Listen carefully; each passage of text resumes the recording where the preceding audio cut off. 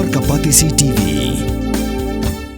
Together we achieve, together we can fly, reaching for the sky. ICFA University, Meghalaya.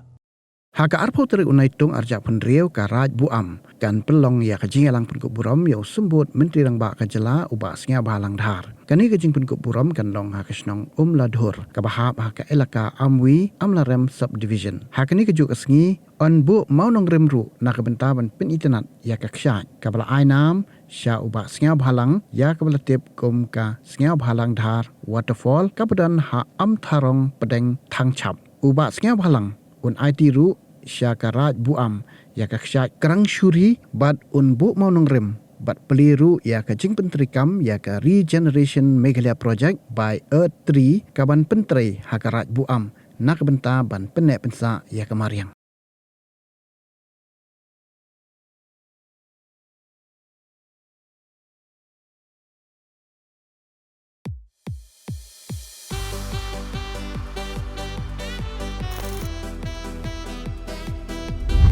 Lay pibaro, kakating jong ngade di borabuam, ngade kapon jong karayuam.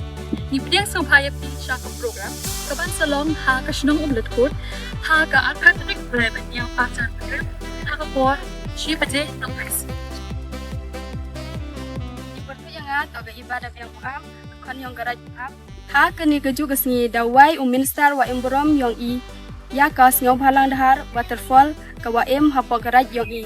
Kamju ya ke project Earth 3. Lembah kani ke project yo ipen bha yo ipen met ya ke meriang ke wamaya yang ini.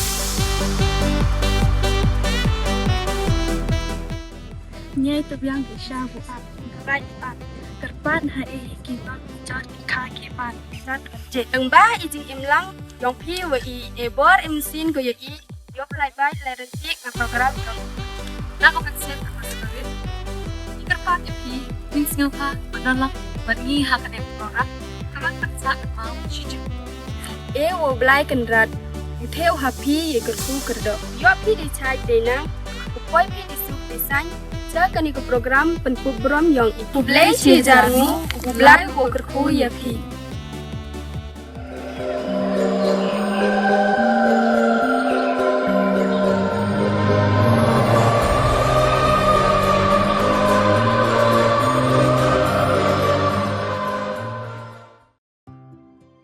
Mornings are always busy. Everything feels fast. I hear mom shouting and I'm trying not to be late. Outside, Shillong is already awake. Cars move slowly, horns are loud. It feels like everyone is in a hurry. Then the STEMS bus comes in, bright and yellow, always on time. The caretaker waves and I feel okay. Inside, we laugh and sing. We share snacks. We help each other with homework. It feels nice. My parents know I'm safe through the STEMS app on Mom's phone. Because this bus isn't just a ride. It takes us to school with friends and a little bit of hope. This is STEMS, our ride, our future.